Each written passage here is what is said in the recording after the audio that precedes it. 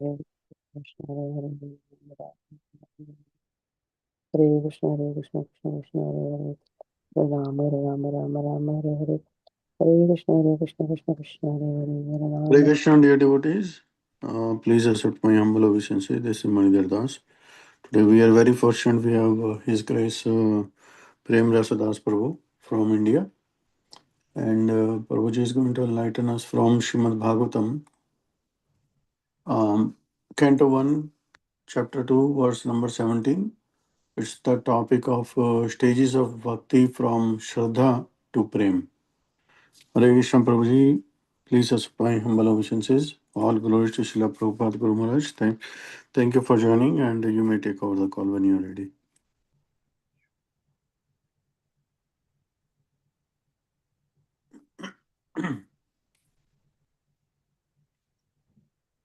Okay. Hare Krishna. Yes, thank you so much, Prabhuji.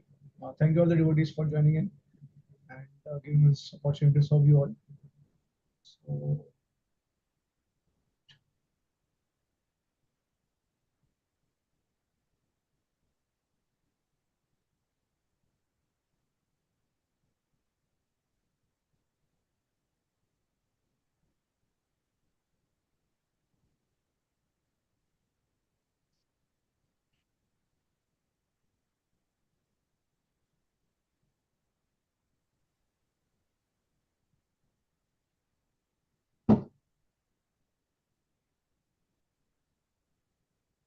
okay. Uh, all right, so we can start.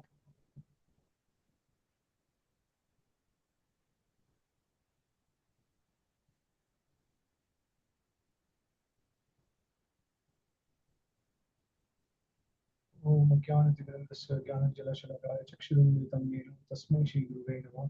नमः ओम विष्णुपदाय कृष्णप्रस्थाय भूतले श्रीमते भक्तिवेदान्त स्वामी इति नामिने। नमस्ते सरस्वती देवे गौरवाणी प्रचारिणे निर्विशेषशून्यवादी पाश्चात्यादेशतारिणे। जय श्री कृष्ण चैतन्य प्रभु नित्यानंद श्री अद्वैत गदाधर श्रीवासदि गौर भक्तवृंद। हरे कृष्ण कृष्ण कृष्ण हरे हरे, हरे Ram Ram Ram Hare Hare. All right. So today's topic is about the stages of bhakti, which is from Shraddha to Prema, and all the stages are deducted from the Srimad Bhagavatam. Rupa Goswami has mainly considered the Srimad Bhagavatam as the Praman for the stages, and I will show you the verses from where he has derived all these stages. And then Srila Vishwanath Chakravarti Thakur, he has written a book on this, which is called as Madhurya Kadambini. So he has elaborated on all these stages, the corresponding symptoms, how can we identify which stage we are at, and the difference between the different devotees, Kanishta, Madhyama, Uttama, like that. So I think it's a wonderful presentation that Vishwanath Thakur has presented to us in a simple language and then further simplified by His Holiness Bhanuswami Maharaj. So what I have done is I have taken the slide from one of the seminars that Maharaj has presented as it is. And I thought that that will be very helpful. So let's start with the Srimad Bhagavatam verse and then we'll continue with the PowerPoint presentation. I would like to share the screen. Okay. So this is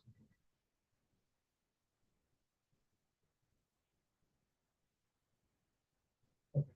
All right. Reading from the Srimad Bhagavatam, first canto, second chapter, verse number 17. This is a very popular verse. I think every devotee knows this verse. Srinvatam Swakatha Krishna Punyashravana Kirtana Hriday Anta Stohi Abhadrani Vidunoti Suharta Satam. Synonyms: Srinvatam, those who have developed the urge to hear the message of; Swakatha, his own words; Krishna, the personality of Godhead; Punya, virtues; Shravana, hearing; Kirtana, chanting; Hriday Antastha, within one's heart; he certainly; Abhadrani, desire to enjoy matter; Vidunoti, cleanses; Suharta, benefactor; Satam, of the truthful. Translation: Sri Krishna, the personality of Godhead, who is the Paramatma, super soul in everyone's heart, and the benefactor of the truthful devotee, cleanses desire for material enjoyment from the heart of the devotee who has developed the urge to hear his messages, which are in themselves virtuous when properly heard and chanted. Purport by His Divine Grace A.C. Bhaktivedanta Swami Srila Prabhupada. Messages of the personality of God Sri Krishna are non different from it. Whenever, therefore, offenseless hearing and glorification of God are undertaken, it is to be understood that Lord Krishna is present there in the form of transcendental sound, which is as powerful as the Lord personally. Sri Chaitanya Mahaprabhu in his Shikshashtaka declares clearly that the holy name of the Lord has all the potencies of the Lord, and that he has endowed his innumerable names with the same potency. There is no rigid fixture of time, and anyone can chant the holy name with attention and reverence at his convenience. The Lord is so kind to us that he can be present before us personally in the form of transcendental sound, but unfortunately, we have no taste for hearing and glorifying the Lord's name and activities. We have already discussed developing a taste for hearing and chanting the holy sound. It is done through the medium of service to the pure devotee of the Lord. The Lord is reciprocally respondent to his devotees. When he sees that a devotee is completely sincere in getting admittance to the transcendental loving service of the Lord and has thus become eager to hear about him, the Lord acts from within the devotee in such a way that the devotee may easily go back to him.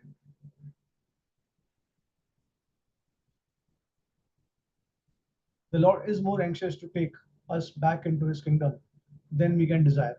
Most of us do not desire at all to go back to Godhead. Only a very few men want to go back to Godhead. But anyone who desires to go back to Godhead, Sri Krishna helps in all respects. One cannot enter into the kingdom of God unless one is perfectly cleared of all sins. The material sins are products of our desires to lord it over material nature. It is very difficult to get rid of such desires. Women and wealth are very difficult problems for the devotee making progress on the path back to Godhead. Many stalwarts in the devotional line fell victim to these allurements and thus retreated from the path of liberation. But when one is helped by the Lord Himself, the whole process becomes as easy as anything by the divine grace of the Lord.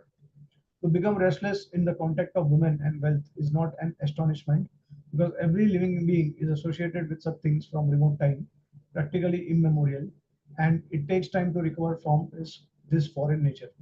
But if one is engaged in hearing glories of the Lord, gradually he realizes his real position. By the grace of God, such a devotee gets sufficient strength to defend himself from the state of disturbances, and gradually all disturbing elements are eliminated from his mind. Yeah, so the translation says that Krishna, in the as Paramatma in everyone's heart, is the benefactor, and he cleanses the desire for material enjoyment from the heart of the devotee who has developed the urge to hear his messages. So basically, we are starting this verse from Anartha Nivriti. Srila Vishwanath Thakur says that this verse is compared to Anartha Nivriti because the Lord is actually cleansing our heart, which is filled with material desires, material enjoyment, right? So this is Anartha Nivriti. Now we won't go to all the purports of the different verses of the stages. What we'll do is we'll just go through the translation. So the next verse, Nashtaprayeshu Bhadreshu Nityam Bhagavata Sevaya Bhagavati Uttama Shloke Bhaktir Bhavati Naishtiki. So here we can clearly understand that Nityam, when you do Nityam Bhagavata Sevaya, when you are studying your devotional service, then it is the stage indicating the state of Nishtha. So Bhaktir Bhavati Naishtiki is the state of steadiness. So by regular attendance in classes on the Bhagavatam and by rendering service to the pure devotee, all that is troublesome to the heart is almost completely destroyed. And loving service unto personality of Godhead, who is praised with transcendental songs, is established as an irrevocable fact. So this is the stage of Nishtha. Next verse. Tada rajastamo bhava kamalobha dayasche chet etir anaviddham stitam sattve prasiddhati. So as soon as irrevocable loving service is established in the heart, the effects of nature's mode of passion and ignorance, such as lust, desire, and hankering, disappear from the heart. Then the devotee is established in goodness and he becomes completely happy. So these are the stages that refer to the stage of Ruchi and Asakti, both together. Okay. So unless you are really attached to the Lord, you cannot really get free from the ignorance, lust, and anything which is material. And the next one. So this is the last verse that indicates the stage of bhava and prema. Evam prasanno manaso bhagavad bhakti yogata bhagavad tattva vijnanam mukta sangasya jayate. Thus established in the mode of unalloyed goodness, the man whose mind has been enlivened by contact with devotional service to the Lord gains positive scientific knowledge of the personality of Godhead in the stage of liberation from all material association. So this indicates the stage of bhav and how it also produces prem, because only at this stage one is totally free from any type of ego, any type of relation with the material object and senses. One becomes transcendental on these stages. All right. So, so these are the stages according to the Srimad Bhagavatam. Now let's go through all the stages one by one. Of course, we'll start from Anartha Nivriti. Sadhu Sang Bhajana Kriya, that's like quite understood, because when we have some Shraddha, we have some faith, we start practicing devotional service in the association of devotees, and then finally we take diksha. So then we really start the process of bhajan kriya with sincerity and seriousness, and then we undergo the stage of anartha nivriti. So let's start with the uh, stage of anartha nivriti, and I would like to share on the screen.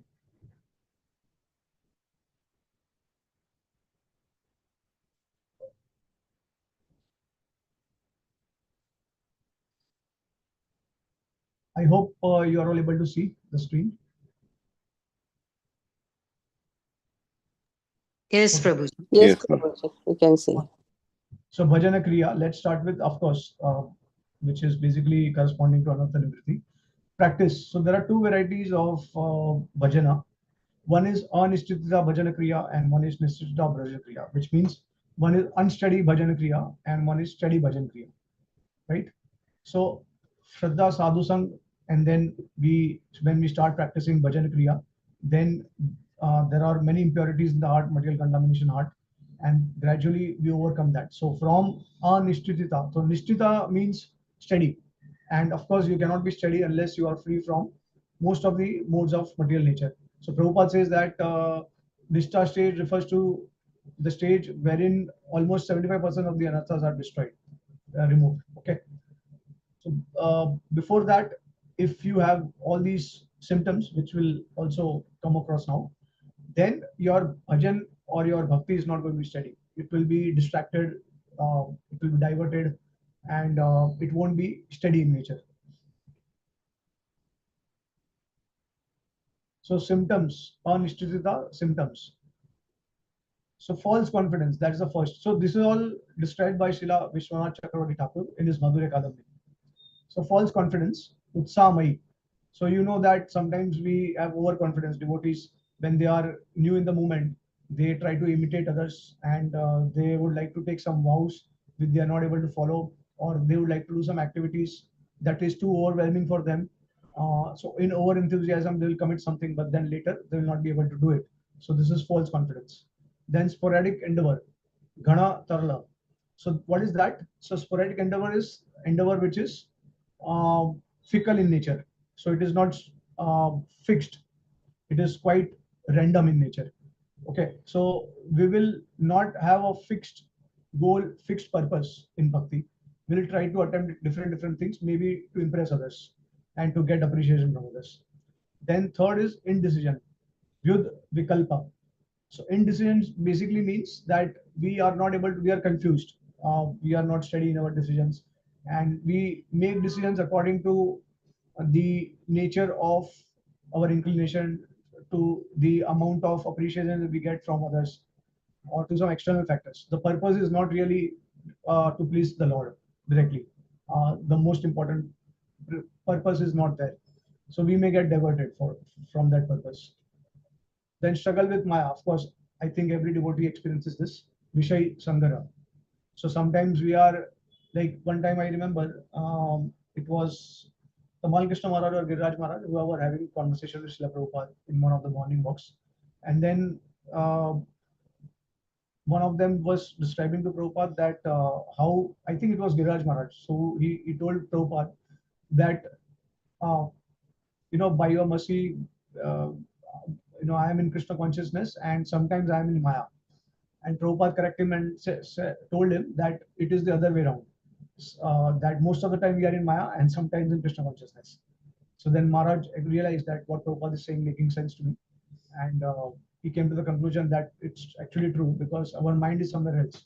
So most of the time, so we may be doing some external devotional activity, service, but then the internally what is going on in our mind, and then what we do after some time, how much constantly we are doing devotional service or how much constantly we remember the Lord. These are all very deep and detailed detailed process of bhakti. So um, someone who is at the level of Uttamadhikari is actually very advanced. Otherwise, Madhyamadhikari also can sometimes be influenced by the external forces. So then, inability to uphold the vows, niyama apsama. So this also, I think every devotee can relate that sometimes during festival times or in the month of Kartik or in the month of Purushottam Mas, or maybe when God Purnim comes, because it's a new year of the Gaudiya Vaishnavas. So we take some vows or we would like to offer something to the Lord, but then we are not able to keep those vows, right? So again, maybe we want to show off to other devotees, or we want to show them that we are very advanced in devotional service, and like that. That's one of the intentions also. And then enjoying the waves of material life, Taranga Rangini. So we do enjoy the material world also as much as possible. At the same time, we also do bhakti. So that way, our bhakti is unsteady. Anishtita Vajana Kriya. Okay, now let's discuss about the 4 types of anarthas. So when we are doing bhakti, there are anarthas or material contamination that can affect our bhakti. And so sometimes we may commit some sinful activities knowingly, unknowingly, that will create some anarthas. Then sometimes we also do some pious activities that can also give rise to certain type of anarthas. And then, of course, we know the biggest and the most severe type of anartha is the anartha which arises from aparadhs. That's the third. And the fourth one is the anartha that arise from performing bhakti improperly, which is imperfectly performed. Okay, so we'll discuss all these now. So arising from previous sinful activity. Of course, everyone knows that in devotional life, as Prabhupada also said in the purport, that devotees generally, he must be free from all sinful activities in order to advance in bhakti. And Krishna also says the same thing in the Bhagavad Gita, that unless and until a devotee is free from sinful activities, he cannot really be steady in his bhakti. So one thing, of course, we know that any person can become a devotee, irrespective of their karmas, because karma is not connected to bhakti. It's the sukriti which is connected to bhakti, the devotee's mercy, and bhakti is actually connected to like whatever devotional service we perform, that will bestow taste in bhakti. But karma in itself has no influence on bhakti. So here, sinful, even person who is most sinful in nature, they can also become devotees. Like Ajamil is the case. Migrari Hunter is there. Then there's so many examples in Gaur Leela where sinful people became devotees by the mercy of Chaitanya Mahaprabhu. So people who commit sins, they can also become devotees. But of course, the condition is that they have to, in order to advance, they have to leave all these sinful activities. So sinful activities, it produces a variety of modification of the kleshas. Okay, so see, one of uh, the two most the result of sadhana bhakti. So there are 3 stages in our devotional life: sadhana bhakti, bhava bhakti, prem bhakti. And from Nectar of Devotion, we know Srila Rupa Goswami says that the first type of bhakti, sadhana bhakti, generally it should result into Shubhada as well as Kleshagni, which means that it should lead to auspiciousness and all the should be destroyed. Ideally, it should be like that. So sadhana bhakti starts from Shraddha and goes all the way up to Asakti, right? So of course, if you do not commit any aparadhs, then devotee will experience a lot of bliss because Shubhada, or everything becomes very auspicious. So in that auspiciousness, a devotee will be blissful, happy, and satisfied also, and all the karmas will be destroyed. But if we commit sinful activities, now if sinful activities are committed unknowingly and without connecting to our guru, without knowing that this is one of the aparats to the holy name, then we do not commit aparat. As in the case of Ajamil, we have discussed that elaborately in our past session. And once we take shelter of Guru, once we know the process of bhakti, once we know what are the 10 offenses to holy name, then we cannot commit sins based on strength of the holy name. That itself becomes a major aparat. Okay, so uh, that's why we have to immediately stop all the sinful activities. Otherwise, it can result into aparat. It can turn into aparat, and that aparat can lead to. So generally, bhakti will destroy all your karmas, right? But if you commit aparat, then the karmas will not be destroyed, or maybe there are situations where it may be possible that some new karmas may also uh, be they can also creep in. So we need to be very careful about committing any aparats, and of course that also connects to the commitment of sinful activities. So that's why it is said that it can cause a modification of the kleshas. So kleshagni means restriction of the sinful reaction. So that has to be followed very strictly. Of course, that's why Srila Prabhupada has given us the four agreed principles. Now, second type of anartha is generated from committing pious activity. So you must be wondering that how pious activity can lead to aparat, because it's a good thing, right? It's a good deed. But the problem is that when you do some pious activity, there is a corresponding good reaction that comes along with it, and that good reaction can also divert you from bhakti. For example, it can lead you to sattva guna, and then it can also lead you to sense enjoyment in the material world, and it can also divert you to attain for mukti instead of bhakti. So these are the anarthas that come from pious activities. So we have to be careful at all stages of devotion. We have to be cautious about the intentions that we have, and accordingly we have to, by taking knowledge from our gurujan, we should identify and then we should try to rectify it. So anarthas that arise from aparad. Now, aparad generally refers to nam aparad. There are, of course, there are seva aparads also, and I think there are 32 or 62, 64 list of seva aparads, which is much greater than that of nam aparad. But the effects of seva aparad is less compared to the effects of nam aparad. And then nam aparad, of course, we know that there are 10 divisions. There are 10 nam aparads, offenses to the holy name. And the major aparad that we need to be cautious of is the aparad committed to the Vaishnava. So we should be very careful not to blaspheme any Vaishnava, especially those who are preaching the holy name and those who are very dear to the Lord.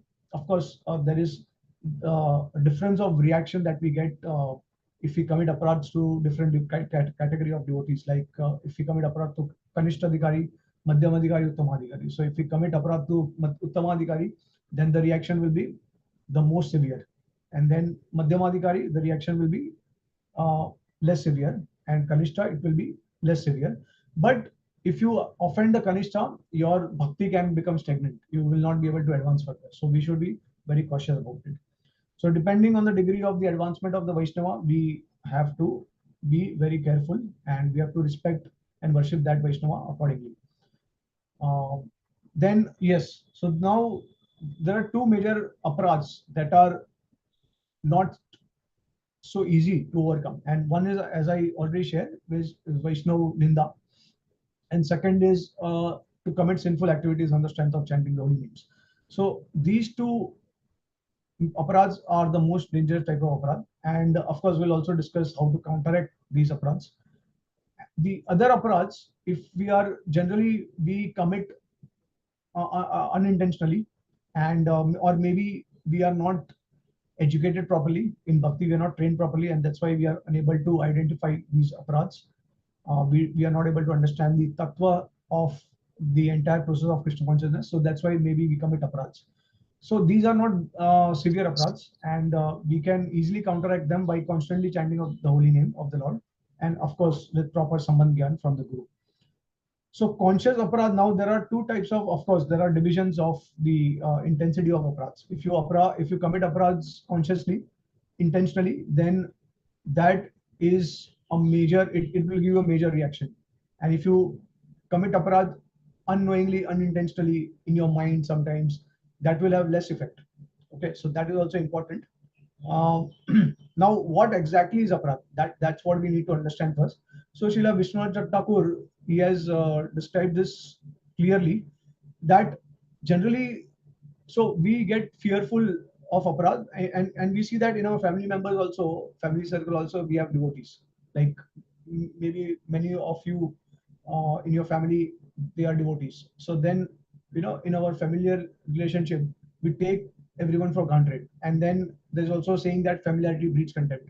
So maybe one of your relative in the family is very advanced, but because you have the relationship, that intimacy you have, that's why maybe you are taking for granted, or maybe you are not behaving in the right way. So yeah, I mean, of course, all these things will matter also. How much intimacy you have with the devotee, how much uh, how much uh, what all you share with the devotee, it also depends on your relationship. So there may be a senior and junior devotee, and you may feel very comfortable and open to share everything with them. Of course, the intention is never to commit aparadh to them, right? So that kind of relationship also will be taken into consideration. But if you think what is aparadh, what is actually aparadh, so Vishwanath Chakra Thakur has clearly stated that if you try to intentionally defame a person, defame a devotee with the spirit of envy, and if that is done repeatedly with the wrong intentions, I mean, you have purposefully, if you keep committing, if you keep doing that activity again and again, then that is actually called aparadh. So if you are doing it, then you have to, first of all, you need to understand, why am I criticizing this devotee? Why am I advising this devotee? Why I am trying to defame this devotee? Is it because of my ego, or is it, I mean, even if it is genuine, then of course we have some etiquettes that we need to follow. So if you really want to criticize someone, that criticism should be beneficial for the devotee. That should be the main intention, so that it can help that devotee advance in his spiritual life. If that criticism is not going to help them, then just by criticizing them, it's not going to help you, because you will get into the loop of always unnecessarily criticizing other devotees. So better we have to refrain from it completely.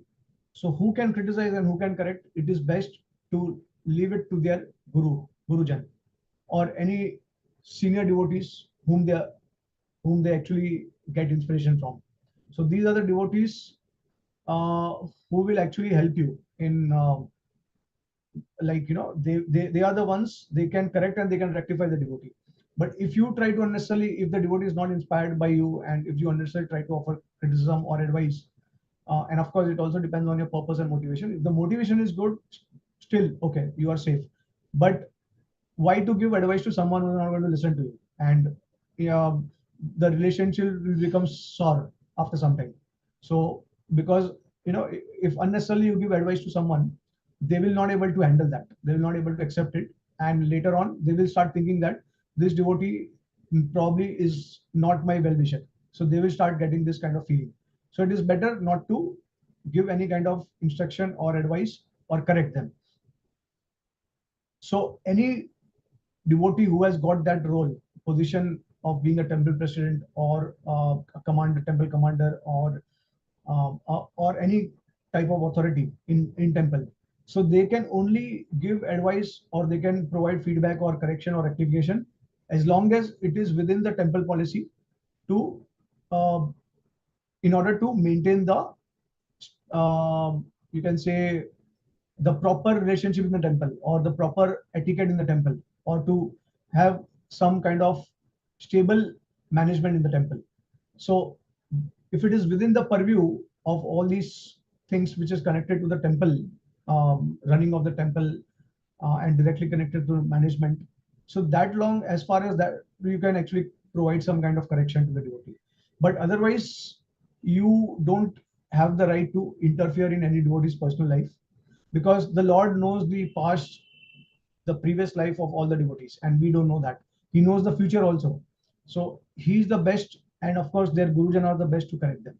So we don't have any right to correct anyone. So unnecessarily providing advice can also become an aparadh later on if it is done repeatedly. Of course, there can be mistakes committed, and if there is some mistake, then of course we go and try to seek for forgiveness also. But it should not be repeatedly done. So one thing is that you intentionally defame Vaishnavas due to envious mentality, and second thing is that you commit some mistake, you judge someone, or you are critical to someone, and so that can be a mistake, and you stop that. Okay, but if you repeatedly do it, then that also can become an aparadh. So these are all serious aparadhs, and we have to be careful of those.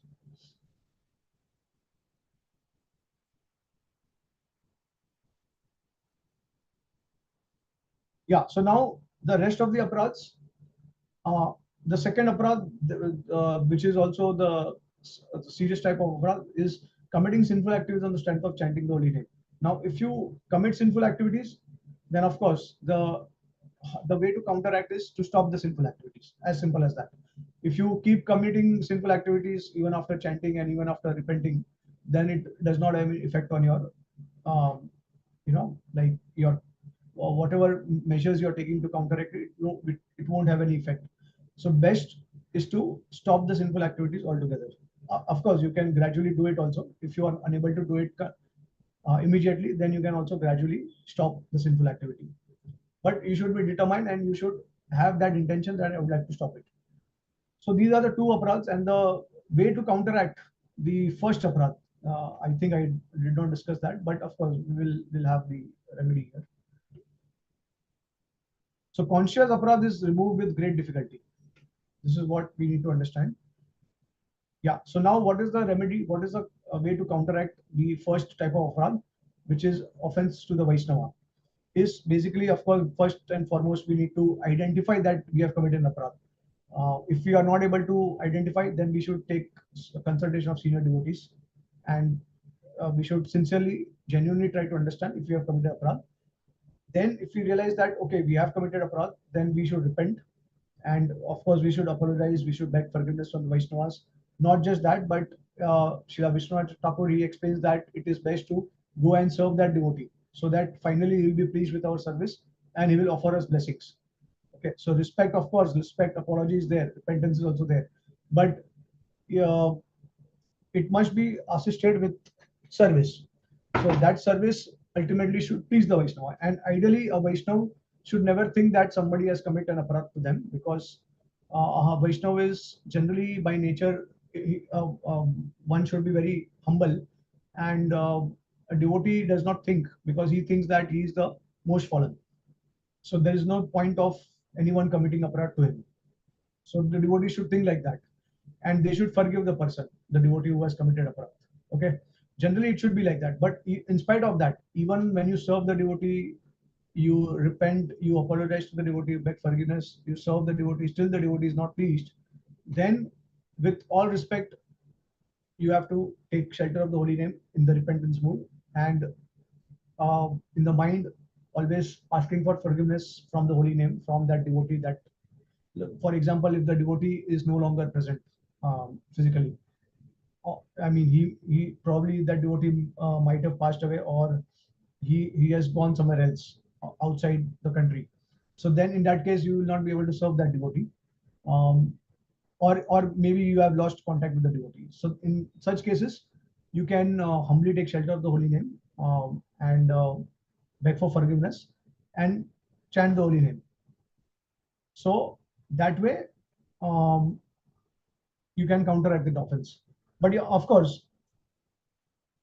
if the Vaishnav is not upset also, if you commit aparadh against a Vaishnav, and as I said, that Vaishnav generally do not take aparadh so seriously, to them, they should not take. But of course, we are conditioned, so we take every little thing, we take it very seriously, and we expect that for every little thing that devotees, they are critical about us, they should beg forgiveness from us. So that is our mentality. but ideally it should not happen. And Vaishnavas, if they, let's say if there is a very advanced devotee, will not take the aparadh. He will not even consider that as an aparadh. But in that situation also, all these things must be done by the devotee who committed aparadh, because it is also said that the devotee will forget the offenses, or he may not even be bothered about that, but the dust of the feet of the devotee does not forget, and that will give reaction.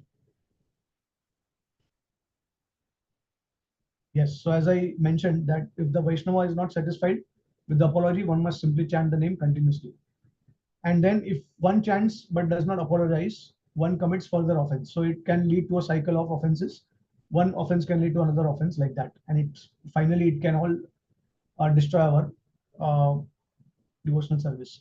So there is a typical, okay, we'll first cover this point. If one does not apologize on the plea that the Vaishnava has faults, one commits further offense.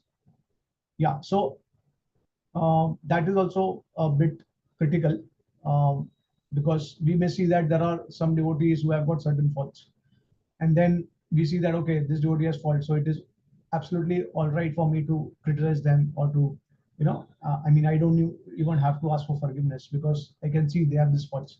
But if you commit aparadh, you are supposed to do that also. Okay. Um, so you'll see that in the scriptures, Bharat Maharaj is one of the examples where Srila Jiva Goswami mentions one of the Sandarbhas, that he had fallen down from his exalted position of Bhava because of one reason. And he is assuming that reason is because he had a previous aparadh, right? So aparadhs are so dangerous that from a previous life, if you have committed a very severe aparadh, that can also influence your next life, bhakti in the next life. And Bharat Maharaj is the example. So Jiva Goswami is saying that generally it is not possible to fall down from the state of bhava. And if someone does, then mostly, majorly the reason is because of aparadh from previous life or in the past. Now, of course, Jiva Goswami also gives another statement. He says that Bharat Maharaj was constantly chanting the holy names of Lord, and that's how he attained perfection. So he says both things, as well as Srila Vishwanath Thakur says that Bharat Maharaj desired a special type of prema, or intensity of love for God, and that's why the Lord, in order to increase that intensity, uh, he had given him 3 chances. So these are all different views from the acharyas, and of course they are all right to a great degree. Srila Prabhupada says that Bharat Maharaj had fallen down because he intentionally was getting attached to the deer. So we should be very careful that we should not become intentionally attached to the material world when we are at such a high stage. And of course, then we also hear that he was not having association of devotees. He isolated himself, and that's why there were no devotees to correct him, to rectify him. So that's why also he had fallen down. Now, the other type of aparadh is Shruti Ninda, the disrespect for the Shrutis. So one should not criticize the Shruti, even though it recommends karma and jnana. So generally, karma and jnana are processes for persons who are not qualified for bhakti. So what is the remedy? The way to counteract it is to actually glorify the Shruti and chant the name, take shelter of the holy name again. So basically, see, what happens is that there are certain injunctions of the scriptures, and devotees may feel that, well, this is related to karma, this is related to jnana. So we may sometimes criticize that because this is not meant for us. We are transcendental. This, that, we do it all the time. Although we are definitely not even on the transcendental platform, we are much lower. We are facing challenges, difficulties, obstacles in bhakti, and we are basically in the stage of Bhananakriya Anartha. But because of our overconfidence, we sometimes may criticize the scriptures. So that should not be done. We should respect that. Of course, we should know how to filter it, how to filter the instructions. But one thing we should know, that the different injunctions are meant for different category of people. Not everyone is going to perform bhakti. So for them, the Shastra will recommend certain process of karma and jnana, and that we should respect. And it is also mentioned that bhakti light will hide its glory. So bhakti does not give the fruit immediately.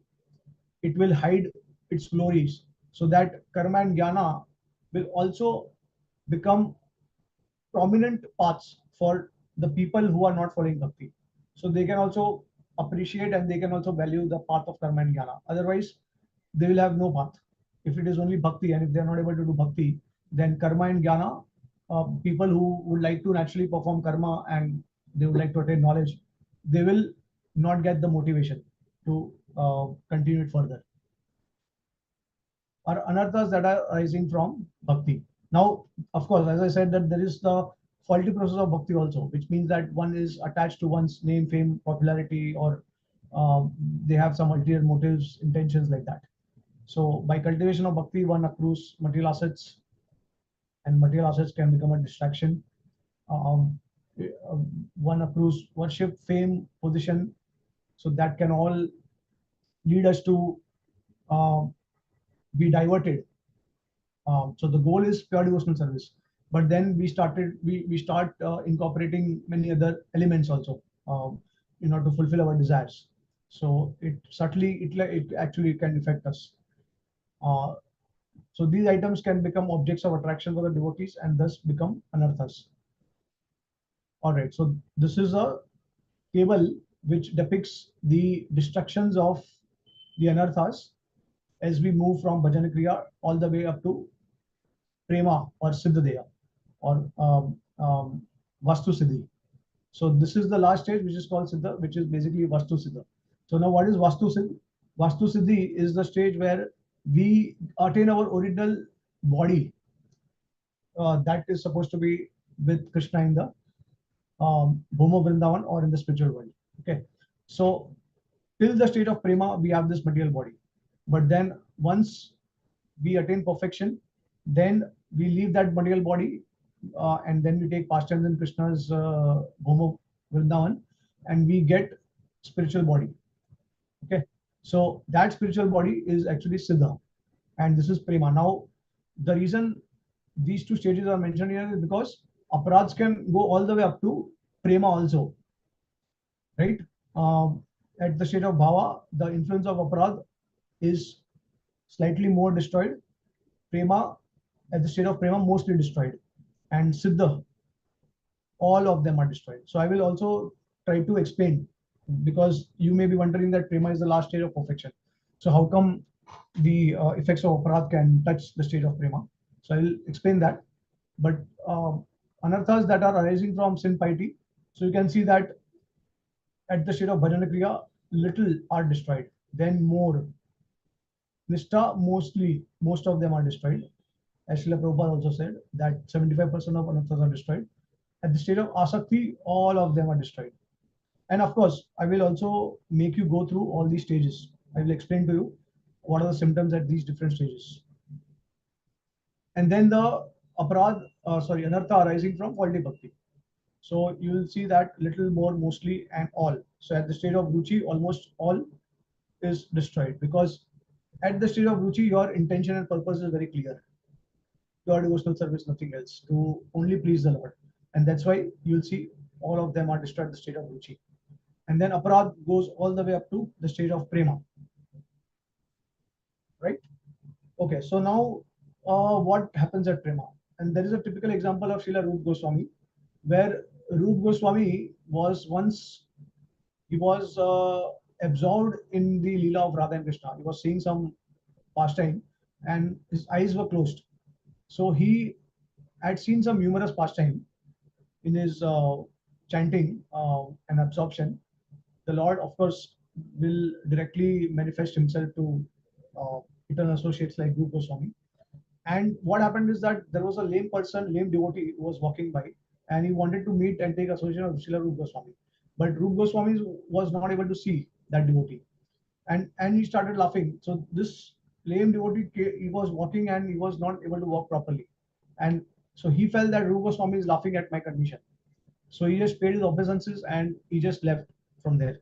And then Sanatan Goswami was watching this entire episode. And suddenly what happened is when Rupa Goswami was relishing the ecstasy of the Leelas of the Lord, the entire Leela, it vanished from his vision. And then he opened his eyes and he realized that something must have happened, why this entire Leela was withdrawn from his vision. And he then asked Sanatan Goswami, and Sanatan Goswami told this is what happened. And then Rupa Goswami realized that this may be because of unintentional aparadh that I committed towards the devotee. So it is said that at the stage of prema, there is a chance of committing some kind of unintentional aparadhs, which is of course beyond our control. And at the stage of siddha, which is vastu siddhi, there is no chance of committing any unintentional aparadhs also. So this is what is described, and that's why we have to be very careful that we should not commit any forms of aparadhs. So as I said, that this is the state of anartha nivritti and followed by nishtha. So this is nashta prayesha bandheshu, the state of nishtha. This is anartha nivritti. Now, characteristics of nishtha. So what are the symptoms of nishtha, the state of nishtha? And we already discussed about anartha nivritti. Now we'll discuss about the state of nishtha. So there are absence of the 5 qualities. So I think by mistake it's mentioned 6, but there are 5 qualities. So there is absence of these 5 qualities at the stage of nishtha. And which are these 5 qualities? So there is the absence of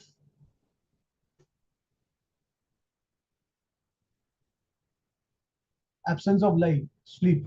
So whenever you hear a class or whenever you're chanting the holy name, you'll not sleep.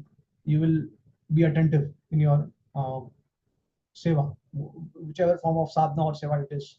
So that is one symptom. Second is absence of vikshep, material interpretation. So basically you will get a good idea of what is actually the tattva of the process of Krishna consciousness, and you will not interpret things materially.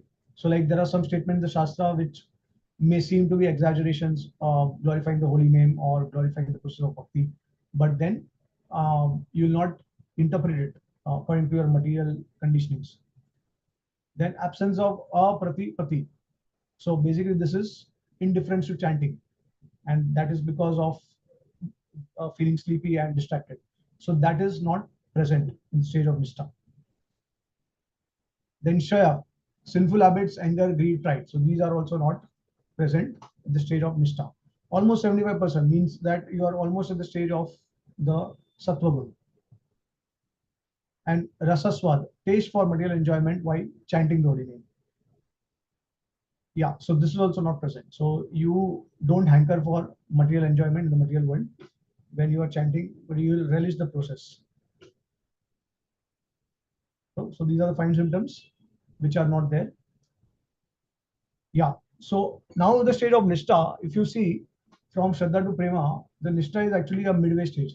So it's a 50% stage. You have not yet reached Prema. There are 4 stages below that, 4 stages above that. So it's a midway stage. And that's why impurities, they are there, but they do not cause any major obstacles to your steady bhakti.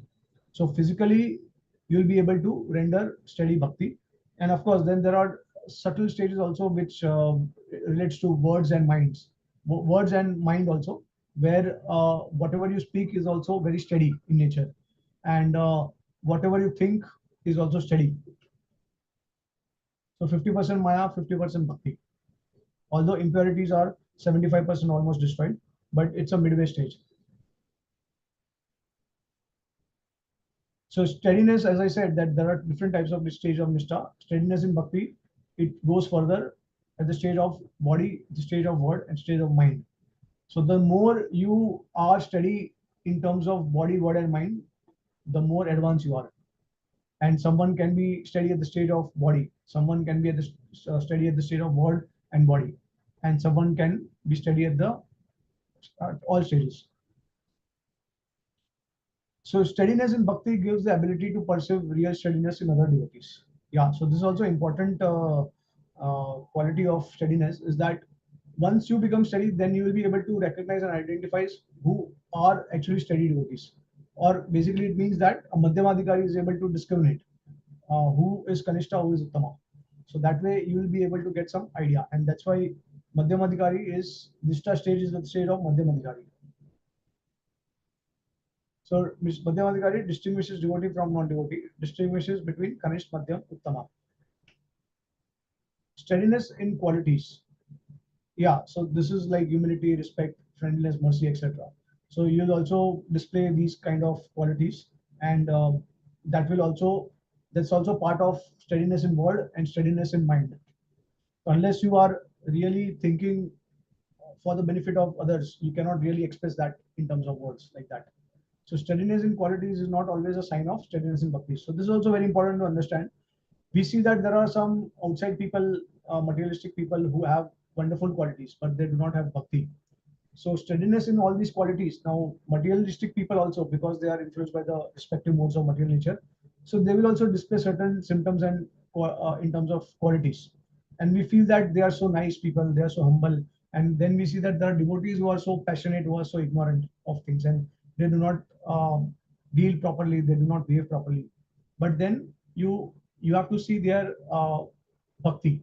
So if bhakti is steady, if externally they are performing bhakti and that is steady, they have good faith in the process, in Guru and Vaishnavas, the mercy of the Lord, and if they are rendering steady service, then there may be some improper behavior or some qualities may not be manifested yet, but still we should appreciate them because of their steadiness. Okay, and between, if you compare two things where a materialistic person displaying wonderful qualities and a devotee who does not have good qualities but is steadily performing bhakti, and of course he is also sincere, so then we have to give more respect to the devotee, because devotee is directly connected to the Lord.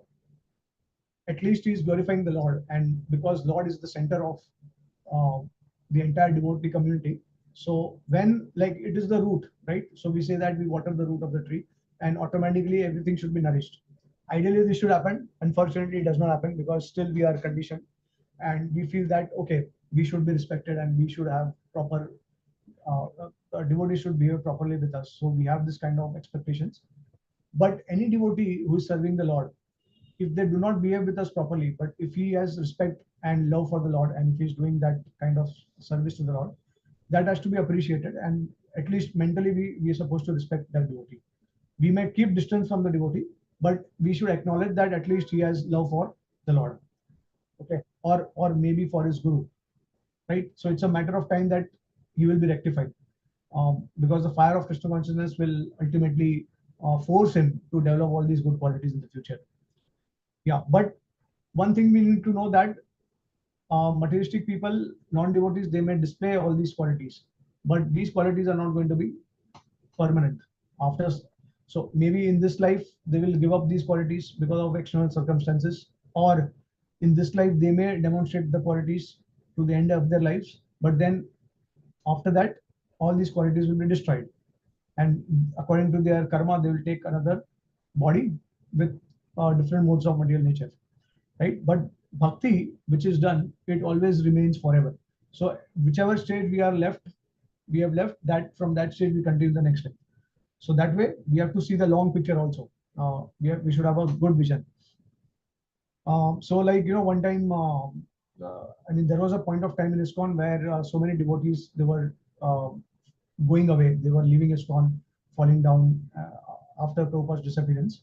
And like, for example, his disciples, some of his disciples. So some devotees, they were criticizing, that they were trying to find some faults with them. But then there are exalted Vaishnavas that we have in our movement. They always used to say that whenever there is deviation, when there's a fall down, or whenever a devotee leaves the movement, we should always try to meditate on the good things they did for the movement, the services that they render, because Krishna quality is that he will always focus on only the good things of the devotees. He may have thousands of faults, but if he has some good qualities, I mean, if he has some good things, he is rendering service to Krishna. Even if he is rendering service one time, Krishna will remember that forever. So being devotees of the Lord, we should also imbibe the same qualities. And that's why it is very important to focus on the good things they did for the moment. And we should also try to encourage and appreciate them to come back, or to uh, come on track. Okay, but not to criticize them in such a way that they will totally leave the movement and they will never come back. So that should never happen. We should encourage them, we should support them. So whatever amount of service they have done to Prabhupada, so Prabhupada, see, Prabhupada appreciates that. If I say that, oh, I do not appreciate your behavior, but how does it matter? If Prabhupada has accepted a devotee, if Prabhupada has accepted the service of a particular devotee, then who are we to judge that devotee? So it's basically between Prabhupada and Krishna, Guru and Krishna. So we should always try to see the good things. There's also one Leela of Srila Bhakti Siddhanta Thakur. So apparently this one of his brahmachari devotee, um, so he committed some mistake, and that's why the his godbrothers had abandoned him, and because of that he left the temple and he went somewhere else. So when there was a festival that time, maybe Janmashtami or some other festival, or maybe there was a temple inauguration. I don't remember exactly, but Bhaktisiddhanta Thakur was supposed to arrive in the temple a couple of days later, and when he arrived, he was seeing that devotees are participating in the festival jubilantly, but then he was specifically looking for that one of his disciple, brahmachari disciple, who was not present there, and he inquired about him. And the devotee said that, well, Guru Maharaj, this devotee committed this mistake, and that's why now, we asked him to leave the temple. So he was extremely annoyed with this kind of behavior, and he immediately told all of his disciples that I don't care about anything. I don't care about the marble. I don't care about the temple amenities. I don't care about anything. I want my disciple back. So do anything possible to get him back. After that only I will be able to, I will be satisfied. So then the disciples, they started searching for this devotee here and there. And then one devotee was realizing that this devotee was able to repair watches. He had some experience in that. So then he guessed that maybe this devotee must be in some watch shop. So, and exactly it happened like that. So when they were finding him, they went to a couple of watch shops nearby, and they found this devotee and they got him back. And then Bhaktisiddhanta Thakur, when he saw his disciple, he embraced him and he very lovingly accepted him. So that also changed the heart of the disciple. And then after that, forever he followed Srila Bhaktisiddhanta Thakur's instruction. So this is the way actually we need to encourage and appreciate the service of all the devotees. Yeah. Okay, the stage of Ruchi. Now, so we already have discussed Nishtha. Now we come to the stage of Ruchi. Taste for the activities of Bhakti, such as hearing, chanting, is vastly greater than attraction to anything else. So at the stage of Ruchi, Ruchi itself means taste or eagerness or liking. You like something spontaneously. So it's a spontaneous process. And that's why you become very much attached to glorifying the Lord, hearing about him, chanting his names. And there is no fatigue even with constant performance of hearing and chanting. Ruchi quickly produces addiction to bhakti activities. So this is the stage of Ruchi. Types of Ruchi. Now see, there is difference between Ruchi and Asakti. And why? Because at the stage of Ruchi, you are attracted to the limbs of bhakti. You are attracted to the sadhana process. Basically, as I said, Shravanam, Kirtanam, Smaranam, and Padasevanam, Archanam. So these process you are most attached to. But at the stage of Asakti, you get most attached to the goal of that purpose, the goal of that limb of bhakti, which is basically you are doing Shravanam, Kirtanam, Smaranam. But then all the goal of everything is to remember Krishna and never forget him. So you start feeling that Krishna is part of your family member. He's your very close, intimate family member, and you cannot live without him. So that personal attachment towards Krishna is directly there. Whereas at the state of Ruchi, you are more attached to the limbs of bhakti. Okay, so it differs in the sense that at the state of Ruchi, you are not thinking so much about Krishna. Sometimes, like your smaranam is not very deep, and you are not seeing the Lord as a personality. I mean, to a great extent. So that attachment can only come when you relate with a person, when you develop attachment for a person. So that is the difference. And of course, Ruchi is of two types, which depends on the material elements, and that which does not depend upon material elements. So that, of course, which depends on the material elements is inferior type of Ruchi, and which does not is a superior type of Ruchi. So this is a sign of impurity in the heart, and Like for example, you want to only hear particular tunes of the Hare Krishna Mahamantra. You are only attached to a particular set of external factors. So that is basically dependent on material conditions. Whereas ruchi, which does not depend on material elements, is you are attracted to the holy name itself. So it does not matter which tune, which devotee is singing and all that. You become more attracted to the kirtan, and it's a sign of purity of heart. So characteristics of ruchi laments the previous conditioning, hears and chants constantly associated devotees, rejects material engagements, take takes refuge of the dham. Very potent form of bhakti to go and visit dham and to also visit the pastime places of the Lord. This is a very potent process. So as we see that bhakti effects of devotional service will increase and anarthas will reduce. So asakti is compared to the nishtha is compared to the leaves of a plant or a tree. So the leaves will first appear, and then we'll see the flower. So before the flower, the entire flower will appear. There will be birds. From the bird, the flower will appear. So asakti is compared to the bud which appears on the plant. So as I said that ruchi, bhajan is the object of taste, whereas asakti, Krishna is the object of taste. So you will see the difference that you more attracted to the limbs of bhakti, then Krishna, and then Krishna becomes prominent in the state of asakti. Yeah, so with effort withdraws mind from material objects. So in the state of ruchi, there is some effort which is required to withdraw the mind from the material sense objects and in order to concentrate on Krishna, whereas asakti, spontaneously your mind will be delving on Krishna. At the state of asakti, the Lord will suddenly appear in his heart as a reflection. So this, at the state of asakti, what happens? Like for example, when there is a lightning. So lightning is a matter of few seconds, a fraction of a second. The lightning will appear and it will disappear quickly, right? So you see the lightning, and it does not take long time, so it goes away immediately. So similarly, at the state of asakti, you will see the form of the Lord. The Lord will appear to you in flashes, and it will disappear immediately, quickly. So there is some. So you'll see that in this image, there is the image is actually blurred. It is not with a good resolution, because this is what happens. You will not be able to perceive the Lord uh, exactly as he is, because that will be a reflection. It will be a flashing. So the devotee experiences the Lord in his heart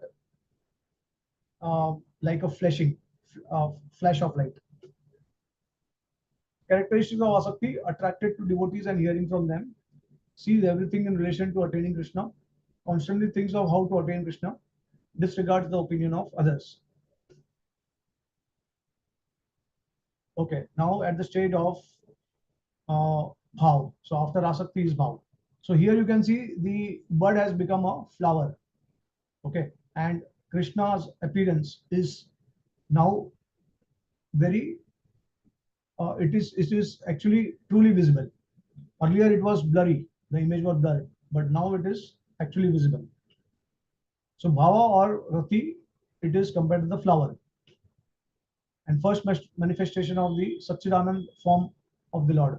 So at the state of bhava, the Ladini and Samvit Shakti of the Lord, which is the Antaranga Shakti, Chit Shakti, will enter our heart, and that's how our senses will become purified. It will become spiritualized, and that's how we can actually see the Lord.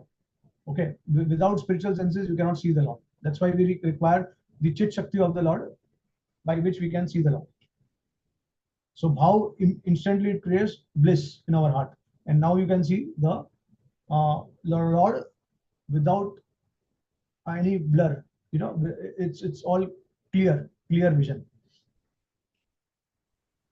So basically, the root cause of karma is avidya, and then avidya leads to asmita, ahankar, leads to rag, dvesh, abhinivesh, action, finally, and it leads to karma. So these are all destroyed at the state of bhav. So avidya itself is destroyed, which means you no longer identify yourself with the material body, and your ahankar is destroyed. False ego is destroyed, the pure ego starts taking over. So the characteristics of the state of bhav, because we discussed the state of sadhana bhakti. Sadhana bhakti, the characteristics were Shubhada and Kleshagni. Now, the state of bhav, there are two characteristics more: Sudurlabh and Moksha Lagukrit. So Sudurlabh means extremely rare. Bhav bhakti is very rarely attained. And Moksha Lagukrit means that you see liberation as insignificant. So liberation with destruction of avidya as well as bliss. And you see the state of aparad also is very less, the state of bhava. So bhava attracts the Lord and devotees become even more attracted to Krishna. Attain spiritual body and his senses experience the Lord's sweetness. So one by one, the devotee will start seeing the Lord, smelling the Lord, hearing the Lord, touching the Lord, tasting the Lord. The material body becomes almost lifeless. Spiritual qualities will manifest. Possessiveness of Krishna will also increase. Appears insane because of absorption in Krishna. The types of bhav, we have two types of bhav, which is Vaidhi Bhakti, generated bhav but generated through Vaidhi Bhakti, and then bhav generated through Raganuga Bhakti. So Vaidhi Bhakti, it is weaker in strength and spontaneity and less intense because we see the Lord as being powerful and our master. Whereas the bhav which is arising from Raganuga Bhakti is stronger in strength and spontaneity, more intense because we see the Lord more as our own relative. So Vaidhi sadhana leads to Vaidhi Uttha bhav, and finally it leads to Vaidhi Uttha Prem. Raganuga sadhana leads to Raganuga Uttha bhav and Raganuga Uttha Prem. So various bhavs or taste, Shanta, Dasya, Sakya, Vatsalya, Madhurya, which is compared to like the at the state of Dasya. Of course, Shanta is not considered in Chaitanya Mahaprabhu's movement. He rejected that. Dasya, because there is no active service in that. So Dasya is compared to like a grape juice. Then Sakya is compared to sugar cane. Vatsalya is compared to jackfruit, and finally Madhurya compared to the mango.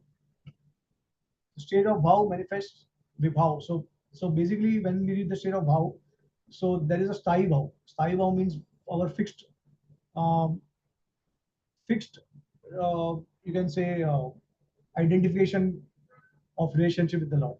Like as we already discussed about Shanta Dasya Sakya Vatsalya Madhuri. So that is first identified, and then along with that, it is mixed with all these different bhavs, and that creates prem, mellows of devotion. Okay, that creates rasa basically. So vibhav, there is thai bhav, there is sattvic bhav, anubhav, vyabhichari bhavs. We don't need to go in details for these stages. And then finally, we reach the state of prema, which is like the entire fruit that appears. Now, why there is a difference between bhav and prem? The difference is that because at the state of bhav, there are some anarthas also, which influence the state of bhav. And at the same time, there is also the influence of the aparats. So there is some pinch of material contamination at the state of bhav, as well as the intensity, the magnitude of the bliss is also it's compared to one ray of the sun that will enter our heart, whereas prema is like the sun, like that.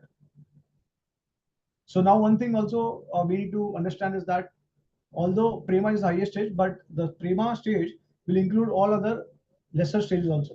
So that's why the fruit also includes the leaves, it also includes the buds, it also includes the flower, and as well as the fruit, which basically means that prema also includes sadhana as well as bhav. So the characteristics which were discussed of sadhana bhav are also included in prema. So the two qualities are present in bhava stage, and bhava stage also has two qualities. The bhava stage has got four qualities, and then prema has got two qualities, and then there are four other qualities. So totally we'll see that there are six qualities at the stage of prema. So the fruit of prema is concentrated bliss, Sadra Ananda Visheshatma, which is given in the nectar of devotion.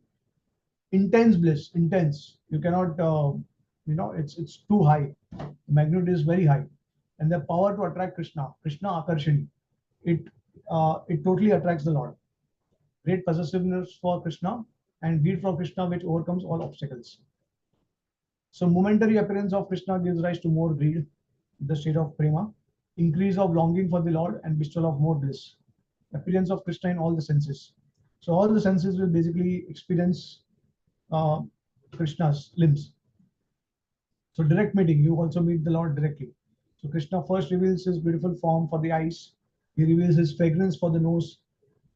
He reveals his voice for the ear, touches the devotee, revealing his youthfulness, and then he reveals his taste, lips, for those in the Madhurya Ras.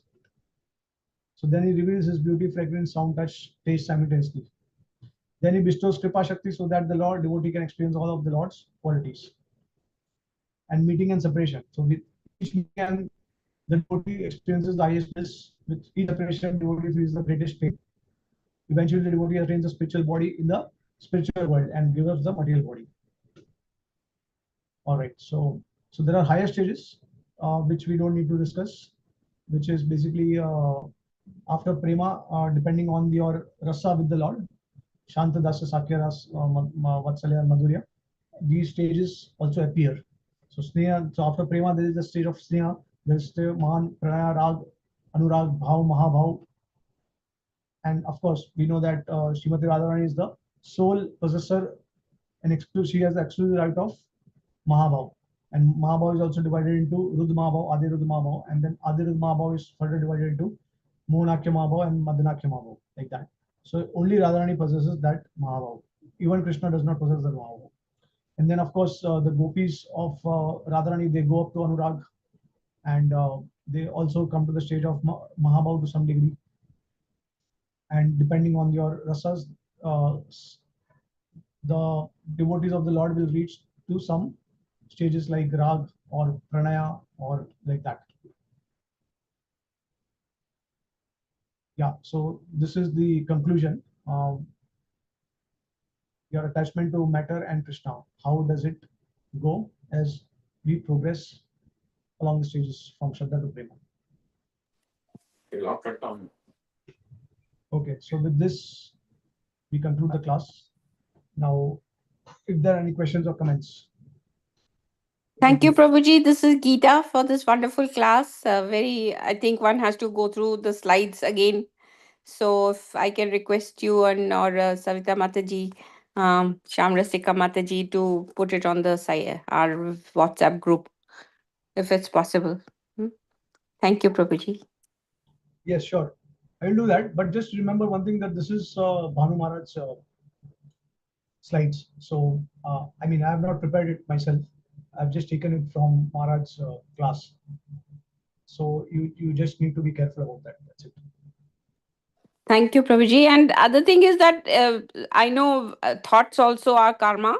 So, like very often one is judgmental about other people. So for that also we have to ask for forgiveness from the person, or one can, because it's in the mind. It's not that serious, right? Because it comes sometimes automatically. And so how does one, handle that? Because that happens pretty often. Yes. Thank you, Prabhuji. So, yeah, that's a good question. See, the thing is, generally the devotees whom we are in touch with and with whom we are dealing most of the time. So we naturally get thoughts of those devotees, because we are seeing their aspiration, we are seeing their behavior, and that's why then we start forming some kind of mentality for them, some kind of opinion, because that's our experience with them. So it may be true, and yeah, I think it also requires some kind of good purpose to share with the devotee that, okay, I think your behavior is not right, or you are not following certain things, provided you are a friend to that devotee. um, and if you are senior, if the junior would like to take your guidance advice, then you may definitely provide your feedback. But if they do not wish to take your guidance or your correction, then they can, some others can correct that devotee. So that's why Bhaktisiddhanta Thakur also says that instead of contemplating on the fault of others, it's better that all the devotees should contemplate on their own faults. And that way, when you find faults with yourself, then you'll have no time to find fault with others, and you'll only see the good thing in others. Because you will realize that you are so fallen, at least that devotee, even though he may have one or two faults, but I have got 10 faults. So what about me? Why I am trying to see faults in that devotee, right? So you'll feel that actually he is much better than me. I should pay my respect to him. So that way also you can try to uh, use your intelligence and correct yourself. And of course, whenever we are in the association of devotees, there is going to be mutual reciprocation of feedbacks, or uh, some kind of critical, uh, some type of critical approach is going to be there. But it all depends on your relationship also. And in the mind, if it comes, we need to analyze also whether, okay, I understand this person behaves like this. And so if I am getting affected by that behavior, and that of course that behavior has to be genuine. I mean, you feel that the devotee is behaving like this and it's not good for his spiritual advancement and it is not good for your spiritual advancement, then you have the right to take the appropriate step, which is you can keep distance from the devotee, even after sharing with him, even after trying to share your feelings that no, this is not the right etiquette, Vaishnava etiquette, and it will not just cause your uh, hamper your devotional service, but it will also affect my devotional service. So that way, if the devotee does not rectify, then we have the right to take decision to act on it, and we can keep some safe distance from the devotee. Uh, yeah, and if you commit some, like if you think about, if you think negatively about someone, if you judge someone, maybe you, like for example, you come across a devotee, you have spent good amount of time with the devotee, and then you know the nature of the devotee, and you know that okay, this is how he's going to act. But sometimes it may happen that we may judge in the mind wrongly. We may wrongly judge, and that may not be the motivation or intention of the devotee. So in that case, of course, we have to feel repentant about it. We should also um, I mean, if you have that kind of relationship with that devotee, you can also go and if it is happening in the mind, you don't have to reveal everything in the mind, because in Kali Yuga, if you start revealing your mind, then everything will be finished. So okay, we acknowledge that something is coming in the mind. It's a wrong thing.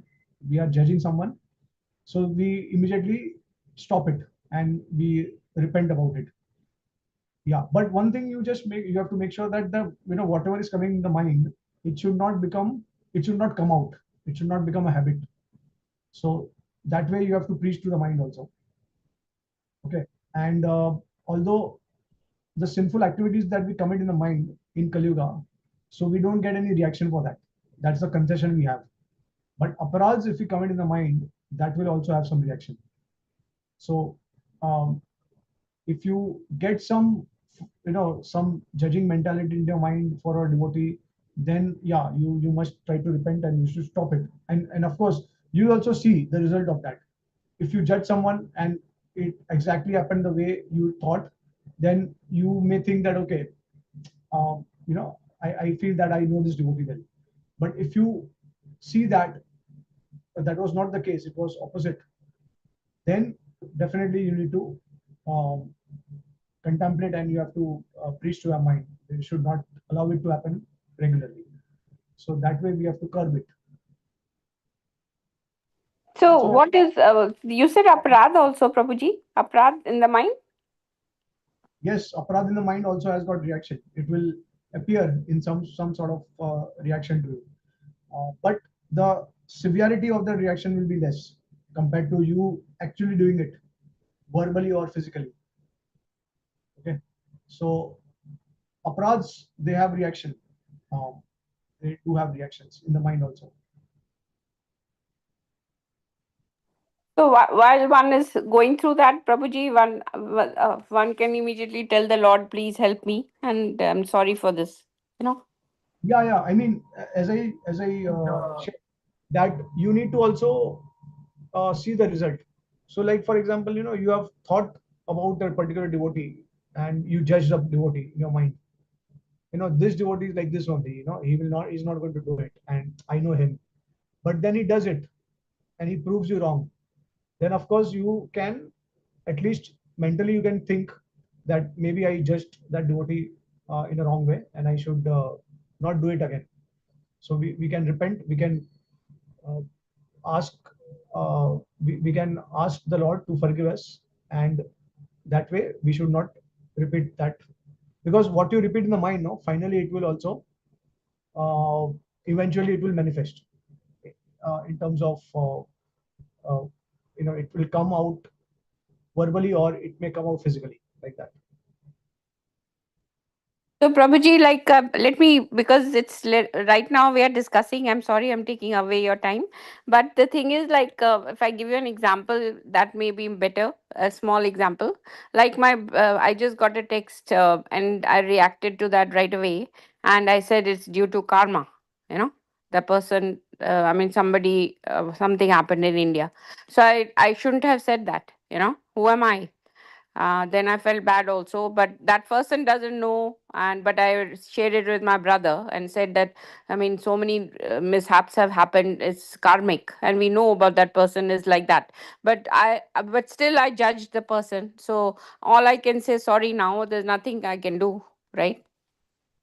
Uh, I think when mishaps are occurring, and so see, there is one thing which is called as, uh, the the truth of life, and which is that there is a karmic reaction, of course. So you're not wrong in your judgment, but if you get it personal, if you like personally target someone, that okay, this happened to him because of his karma, and he should have, he deserves that. That is not the right attitude for a devotee.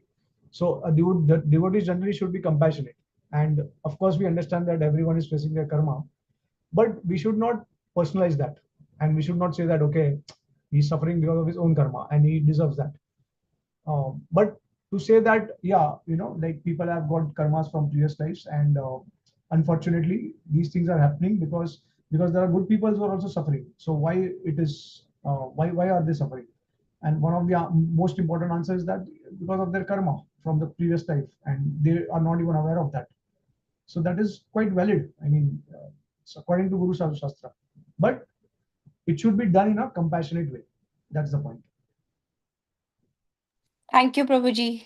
And maybe not verbalize it also, right? One should not make it, one should just keep quiet. When one is, I Uh, think it's not pass a judgment, and then that is putting an impression on my mind and in the other person's mind. It's adding to the problem, right? Yeah, I mean, I think the intention matters the most.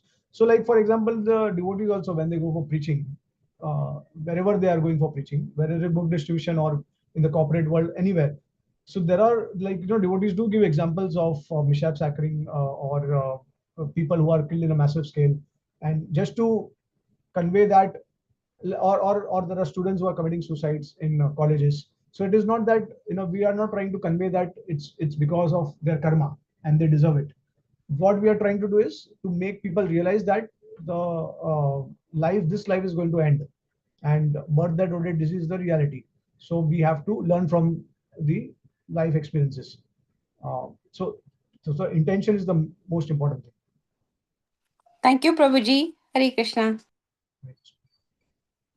Hare Krishna Prabhuji, Danda Pranam. All grace to Sri Prabhupada. It was Yes. such a nice and deep class about the stages in Bhakti, which is, we all of us uh, uh, go through day-to-day basis. And it is our part of our experience of sadhana. I mean, the experience derived from sadhana. So it is so deep, and the tattva is also so deep. You make it everything so simple. That is your special quality. You talk on always on such a deep matter, which is a rare treat for us. So I have one question regarding Aparat Prabhu. Like we know that Krishna spends the towards the end, Jnana, he spends I think four chapters, 14, 16, 17, and part of 18, about the three modes of material nature, and that is for us to be able to discriminate. Now, all of the devotees are definitely not Uttamadhikari, even Madhyamadhikari are in the influenced by the three modes of natural nature. and some of the times those metal some of the times those modes of material nature, the behavior exhibited by those modes of material nature in hamper.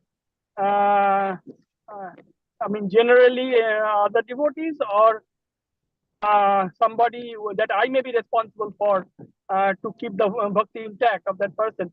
So in that case, so if I point out that as per this and this verse, this is not due. So is that an aparad? Point out what? I mean, if I point out as per this and this verse, you are not supposed to do this, or yeah. So is that an aparad? So No, I didn't get it. two points I'm putting up are, one is that supported by scripture, and second thing is the behavior exhibited by the more the material nature of that devotee is affecting others who are inclined toward, I mean, who are on the path towards Krishna, or especially somebody who I am responsible for. Yeah. So, see, if you are in a responsible position and if you have the right to point out certain things with the right intention, then it is absolutely fine. It's a service, especially for the guru and for the mentors.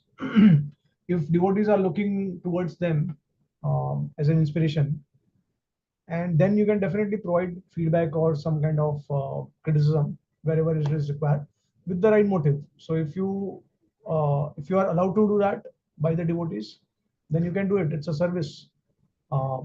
That service can benefit the devotee. But and yeah, so that's one point, right? Second point, what you said about. Yeah, second point backed by scripture, and second, yeah, more or less backed by scripture. So yeah, I mean the scriptures and the commentaries of the acharyas all point towards point to the fact that the devotee was not in the correct standing. So that is another point. So see, it's like, in order to simplify this, two things we must remember. First is that whether we are in the position to correct someone, or if it's our responsibility to do that. Second thing is the intention. So if these two things are there, then we may offer our correction or whatever rectification requires. But if we are not in that responsible position, and of course, intention though we know, I think everyone knows what is the real intention behind offering some kind of critical feedback. But the main thing is whether we are responsible or not. So let's say if there is good intention behind your criticism or correction, whatever feedback you are providing, but whether by giving that feedback, the devotee will appreciate that and it will help him. That's another thing. So that also we must take into consideration. If your unnecessary feedback will repel that devotee from you, then your relationship with that devotee will also become sour. So better not to give feedback. And of course, if you feel that some devotee is bothering you or their behavior is not inspiring to you, then you can keep a distance from them. Not me, Prabhu. So I am a fallen servant. So I am not qualified. But when I see somebody else is being affected, that is the point. Someone else being affected by what? Affected by the transgression by that devotee. So I think what you are saying is that if a devotee is affected by the external modes of material nature or by some external factors, then he may not behave properly or he may not do bhajan properly. right? That I think that's what you are saying. And for us, how do we see that? So, as I said, that if you have a relationship with that devotee, and if you feel that by offering your feedback to the devotee, if that will help him, he will listen to that, then it is definitely it's a service, because we are trying to encourage others. And if you feel that offering that advice or feedback will repel that devotee from you further, then it's better not to give that kind of advice. So it also depends on the receptivity of the devotee. So or or you must be in a authoritative position. Like for example, as I gave the example of the temple president or temple manager or commander. So even though a devotee may not have direct contact with the temple president, but if a devotee is doing something which is causing harm to the temple, its reputation, or he is not following certain principles or policies of the temple, then the temple president has all the right to correct him, whether he likes it or does not like it. Because when you are in the system and you are a part of the system, you have to accept certain things. So, so that much feedback you can provide, but the temple president cannot interfere in his personal sadhana and seva and correct him unless the devotee wants it. So these are different areas of services. Okay, you understand? Like for example, a person goes to job, and the person does not say to the boss that I will do things according to my way. You don't have any right to correct me, or I will do what I like to do. So that, of course, is not the policy of the workplace, because according to the policy, normally whatever boss will say, we are supposed to do like that. We are supposed to follow that, or the senior, whoever is our senior. So the structure is like that. In an official organization also, we will have the same thing. If there is a temple president, there is a GBC, we are supposed to follow that, and we have to respect that. So whether you have a relationship or not, that's a different thing. But as far as you are connected to the temple has certain policies, and if you divert from the policy, if you go against it, the temple authorities, they have the right to correct you. Okay, but that right is limited to that thing, to the formal structure of the system. Whereas personally, when it comes to sadhana seva, these are all spiritual subject matters that is connected to the our directly to our Gurujan, from whom we are inspired. Okay, and of course, if a devotee is sincere, then he will take advice from anyone. Um, of course, we don't take advice from someone repeatedly from whom we are not inspired. But if you remember the Bhagvatam, there are the 24 gurus for the Avanti Brahmana, and all these gurus, they were not even devotees, they were not even human beings, some of them. So they were like plants, uh, animals, and some material elements like that. And he learned a lot of lessons from all of them, and he used to consider them as guru. So you may, so anyone, if he's giving advice to you, if it is in line with Guru Shastra, then it's, I think we should humbly accept it. That's what our acharyas, they have also taught us, that a devotee should be humble, and the way to chant constantly is to always be in the humble state of mind. So if someone will criticize you, correct you, we should not retaliate. We should humbly accept it. Whether it may be true or not, that's a different thing.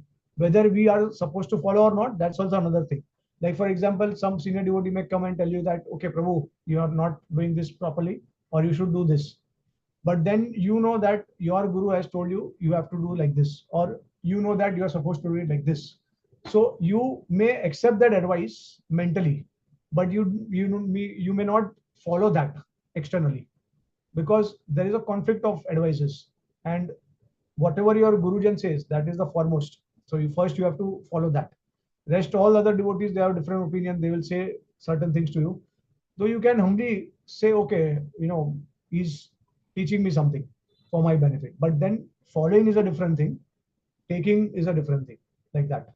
So whatever is good for us, like for example, if tomorrow, if some non-devotee will come and tell me that you need to be more patient or humble or tolerant. Now this is a general instruction. which is aligned with our scriptures, Guru Sadhu Shastra. So then I must accept that. Okay, and I can follow that also. But tomorrow, if he comes and tells me that, oh, Prabhu, you are supposed to chant 64 rounds a day, some devotee or maybe some non-devotee will give similar kind of advice, then I will just mentally I won't react to it unless the person will accept what I present to him. If he does not accept, then there's no point of arguing with the devotee or person.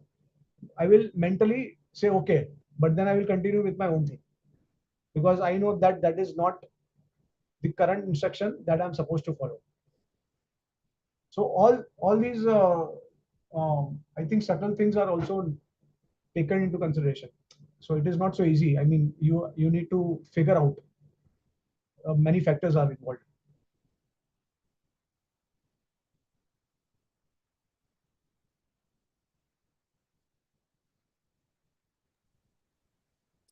Thank you Thank very you, much. Prabhuji. Sorry, go Yes. ahead, Prabhu. Thank you very much, Prabhuji, for the lovely class. You're just so detailed and deep with all the slides, just amazing. Thank you so much. The only thing I would like to comment is from my personal experience that even if I judge anybody in my mind that, oh my God, this person does this, I immediately see reaction and I'm not able, I end up in that situation doing the same thing. So I like to keep those thoughts away. Everybody has their own journey. All of us are going through our own thing. So my personal experience is not to just judge anybody because I feel this is dukhalai. I'm going to go through my own thing. That is one thing, and the other thing is I literally see even like there used to be a devotee in the temple, and I was there for Ekadashi. She was a very elevated devotee. She said, "Oh, why don't you have prasad?" And in my mind, I thought, "Oh, I just have it once," and I had that vain, that conceit, that arrogance in my mind. And from that day, I could never observe Nirjala Ekadashi or anything because I keep getting sick. So I just like to keep my thoughts very focused that, and obviously she was a devotee. Even in my mind, I should have never thought, and she's been my very good friend. And I thought in my mind, I was very new to ISKCON that, oh, they keep eating on Ekadashi. That's not how I observe. So sometimes I think thoughts are very scary. So it's just best to stay positive and never ever judge. This is my personal journey. And you guys are very elevated. I'm not even initiated. Everybody's twice initiated and chanting on a very high platform. I'm very, very much lower. But my journey has been just not to even think about anybody because we don't know what their connection is with Krishna or what their journey is. We just don't know. That's Yes, how yes. I feel. Yeah. Thank you so much. Really appreciate your views. And as you rightly mentioned that one thing I liked, especially when you shared about your experience of judging someone and then getting into that same situation yourself, right? So this is also what I was saying, that devotees need to uh, see the results of a particular judgment. So if you like, I mean, there are instances where we know a person's nature. I mean, like you cannot deny that. For example, our own family members, we know them very well in and out. So we can judge to some extent. Or we may know our friends also, in devotee friends also. But yeah, but sometimes we may faulty, very, you can say, with immaturity, we judge someone. So that, uh, of course, the Lord will give some reaction to that, and we'll realize it later on that I was not right.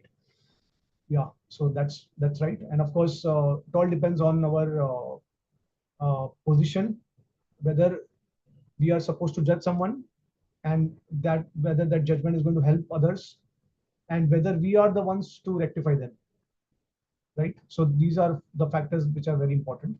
And of course, I don't think you have to think like that, because we are initiated devotees, we are very elevated or something like that. This is just a formal thing that we have taken. It's a formalized process. That's it. We are just formalizing what we have heard. But whether we are actually really at that stage, that's of course very difficult, because devotees have conditioning and anarthas, and some neophyte devotees may have wonderful qualities and they may advance more than the initiated devotees also. So nothing like that. But yes, of course, it's quite difficult to be free from judgment, because this is the way we have been trained in the material world. So it will take some time. We don't have to specifically think about that all the time. And that's why Srila Bhakti Siddhanta Saraswati Thakur rightly mentions that the process of Krishna consciousness is that of artha pravriti. It is not about anartha nivriti. So the main goal of Krishna consciousness is to always remember Krishna and never forget him. Right? So that should not be replaced by anartha nivriti, which means that you are only focusing on, oh, I committed some aparadh against someone, or I did something to someone, or I said something to someone. What will be the reaction, and how can I control my anger, the lust and qualities and all that.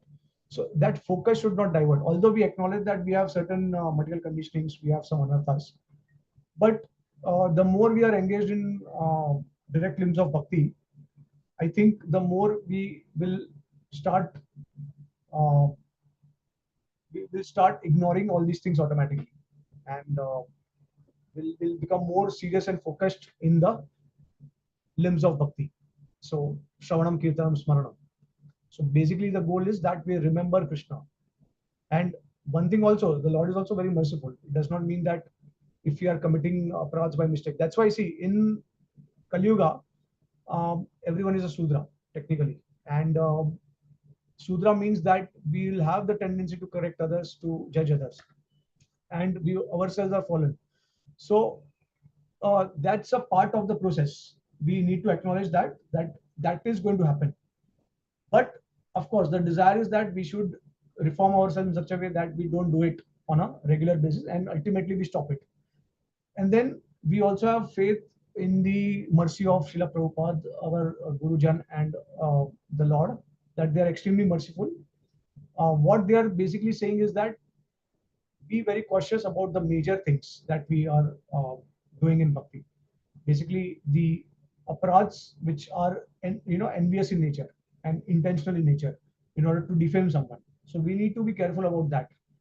Um, yeah. Otherwise, I don't think we should get into that kind of fearful zone where we just keep on thinking about we practice bhakti with fear. No, this is not what the Lord wants us to do. The Lord wants us to practice bhakti happily. That's why Prabhupada also said that chant Hare Krishna and be happy. Don't be miserable all the time. So sometimes we can get into this cycle and we will be actually stuck. So it is very important, artha pravriti at the same time. And then when we focus, our mind is focused somewhere, then other things will be replaced by this higher principle of artha pravriti. Yeah, so the Lord is very merciful, and if there are mistakes, as I also shared in the presentation, that our Acharya Srila Vishwanath Thakur is saying that if we commit aparadhs by mistake, we are not even aware to whom we committed aparadh, then take shelter of the holy name and chant the holy name constantly, and repent for, if you realize that, okay, yeah, this is the reason, like a circumstance where I committed aparadh to someone, and the devotee is not even aware of that. So in that situations, we can always take shelter of the holy name, and we can go forward with the process of Krishna consciousness. And that way, I think gradually with time, we will start reducing all these other anarthas. So yeah. So this is my experience, and maybe devotees also have got experience of this.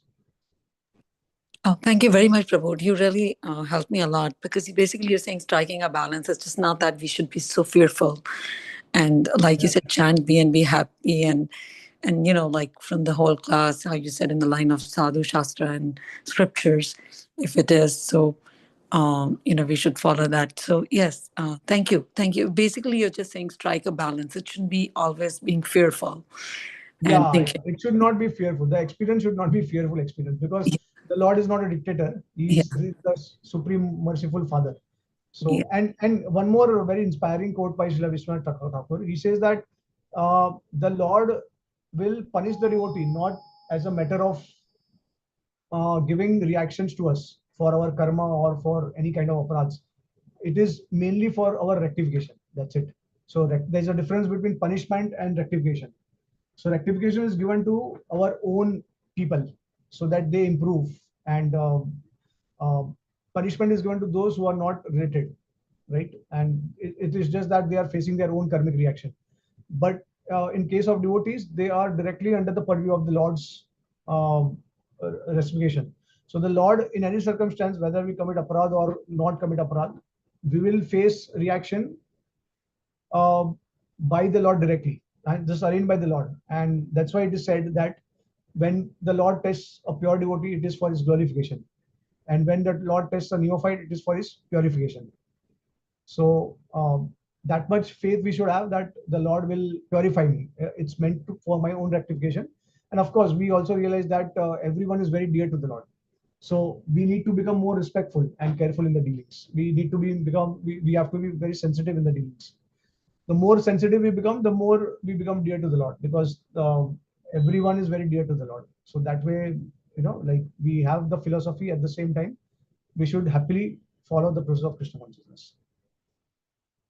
Thank you very much, Prabhuji. This is really helpful. Thank you. Thank you. Thank you.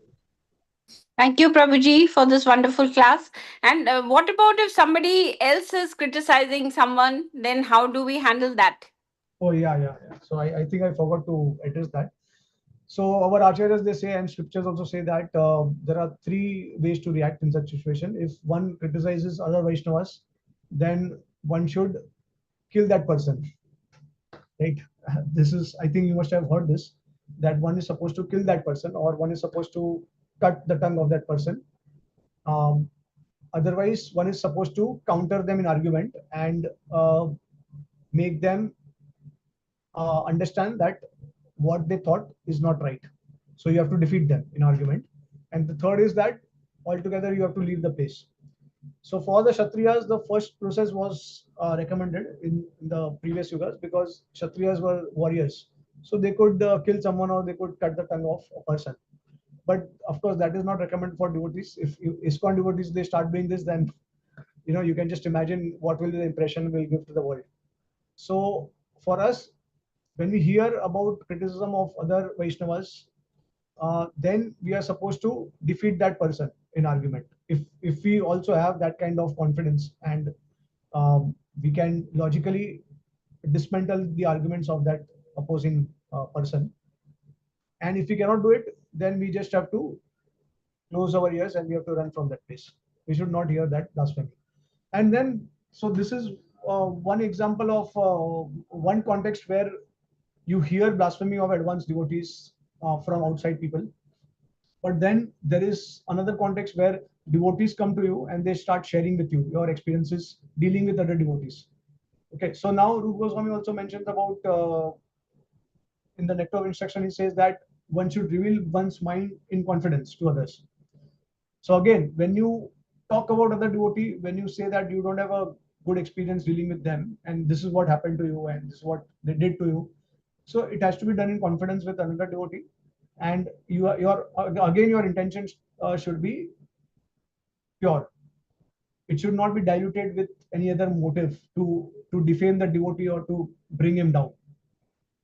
Right? So with honest intention and with the pure motive, with the desire to help yourself and to help the others also, other devotees who criticized, you can reveal things in confidence. So there is a system where you, like for example, if you, let's say, if you experience some kind of negative reciprocation or dealing with a devotee, then you can approach the devotee and you can honestly reveal your mind to that devotee. If he still repeatedly does it, you can warn that devotee. If he does not listen to you, then you can approach a senior devotee from whom he's taking inspiration or from who is taking guidance, and you can share with that senior devotee. That the senior devotee will correct that devotee. So there's a process, there's a system, and then if there is some senior devotee who will judge you or who will correct you for things that you have not done wrong, and you feel that it is not justified, then you can also approach another senior devotee who who is his equal or who is superior to him, and you can share your thoughts with that devotee, and then that devotee will talk to that the senior devotee who criticized you, and then he's supposed to resolve that. So this is how it works. Okay. um, yeah, because this is also very important part of having relationship with deep relationship with devotees means that in that relationship you will also share your feelings and thoughts. You will not burden yourself with these feelings. Ultimately, you'll have to share with someone because you cannot keep digesting everything, right? I mean, we are also trying to advance. We are not yet reached the stage of Uttamadhikari. Uttamadhikari is unaffected by anything. But as long as we are Kanishta and Madhyama, we'll have all these um, tendencies to, remember and to have grudges for others because they said something against us. So these things we are supposed to share with our peers or superiors, and then they will do the needful.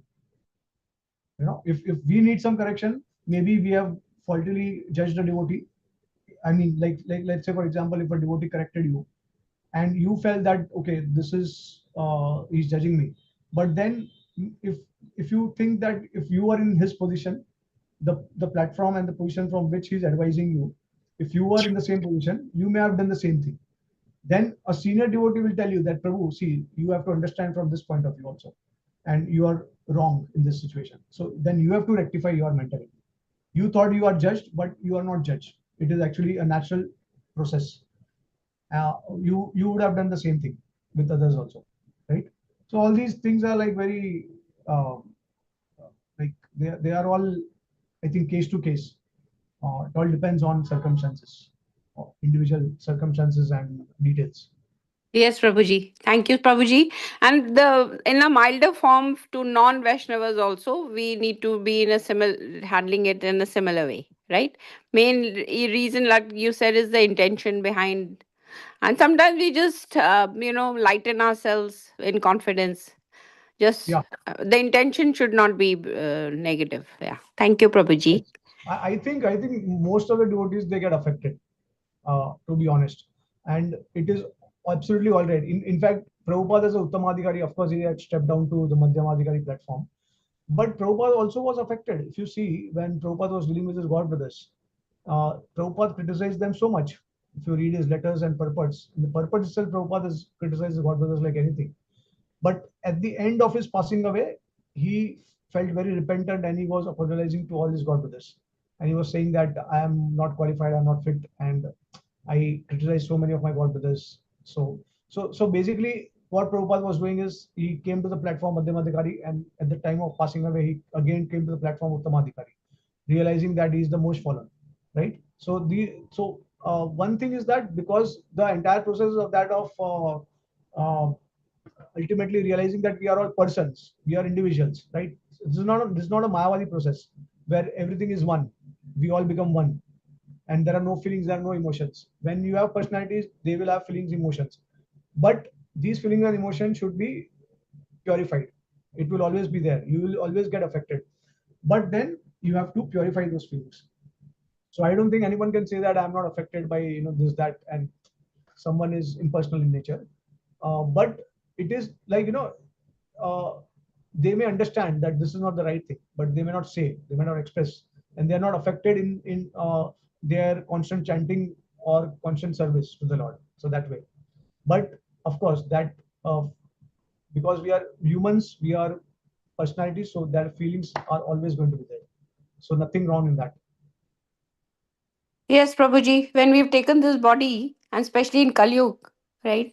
So, but the Lord is very merciful to us. But you know what, Prabhuji, like they say, the Lord is our Father, He loves us. Very true. But the only difference I think like that, it may be wrong, is that the difference between the Lord and our father, our physical father or parents, is that when we come to this stage in spirituality, we are accountable for our karmas, we are punished, we have to be responsible and all that. But when we are with our parents, they never look at, though they cannot do much, but they don't, they are not in a position, we don't feel we are accountable to our karmas. You know what I mean? There is total forgiveness for everything mostly. But with the Lord, we have to be very careful, because even though He's very compassionate and everything, but we are accountable for a lot of our every action. Yeah, that's true. That's true. So yeah, we also may take it for granted, but then we also realize that we have become, we have grown up. So we are grown up children. We are no longer small children. So we have to take account of our actions also, and our behavior also. But as I said that, yeah, the overall experience has to be that of bliss. You should be blissful in Krishna consciousness. That's the main thing. And in a family, as you are also sharing, that we are in a family, and in a family, sometimes we may deal with our siblings also in a critical way, but then we forget about it later on. So that way, the Lord is not going to keep account each and every account of whatever you are going to think in your mind, small things, basically is concerned about the majority of the things. And you can just imagine one thing. I think this will also give you a good reason why we need to be afraid of offenses to the Holy Name.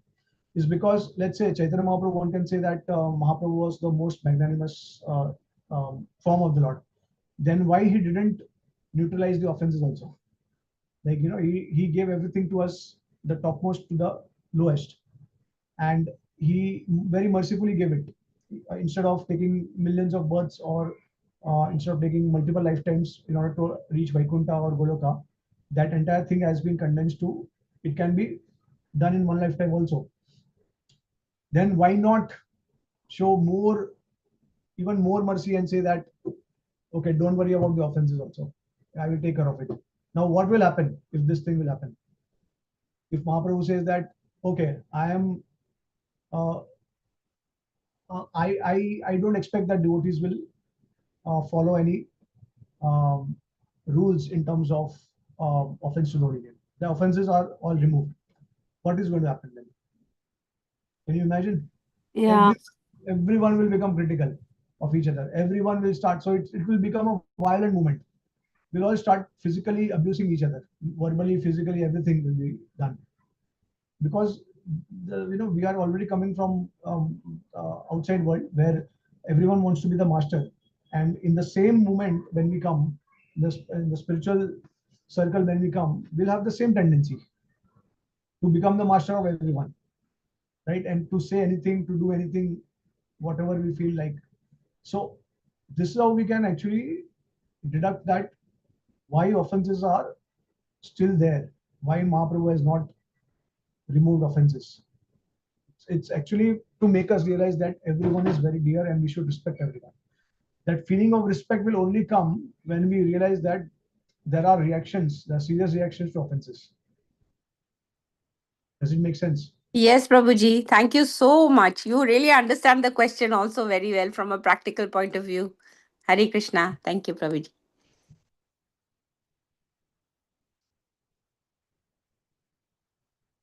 Okay. Hare Krishna Prabhuji, thank you so much for this nectar class and wonderful question answer session. Your classes are so informative, and thank you so much for giving us time. So if nobody has any question or comment, we can end up the call here. Yeah. So all good is to our Guru Parampara, our acharyas who have given all this message to us, and so we are just repeating the message. Yes. So thank you all the devotees so much for the time, and very happy to serve all of you. So we'll Thank you, continue with Prabhuji. Vanchakalpataruyascha kripasindhuvaiva cha patitanam pavanebhyo vaishnavibhyo namo namaha. whatever I spoke, whatever I shared, I hope that I also follow that to a great extent. That is my prayer to all of you. You please pray that I can follow and I can I can implement this knowledge. That's the main thing. So Yes, Prabhuji, yes. You also pray for us. Hare Krishna. So, Granthara Srimad Bhagvatam ki jai, Shri Prabhupada ki jai. Jai. His Grace Prema Rasa Prabhu ki jai. Jai. Prabhuji, Hare Krishna. Hare Krishna. Hare Krishna. Hare Krishna. Tomorrow is Ekadashi, so we are having fast tomorrow. we have Ekadashi on Saturday. Okay. Hare Krishna. Hare Krishna. Hare Krishna. Hare Krishna.